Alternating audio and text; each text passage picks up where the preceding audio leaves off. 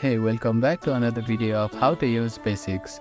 In this video, we are going to learn how to set a PIN code in Bither Crypto Wallet. First of all, make sure that you are connected to your internet.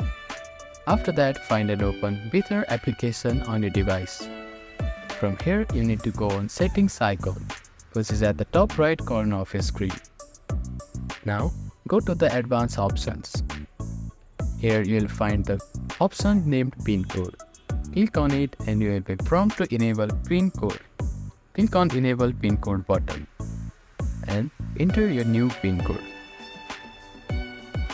After that, type in the new PIN code again to confirm it. Now we have successfully enabled the PIN code in Bither Crypto Wallet.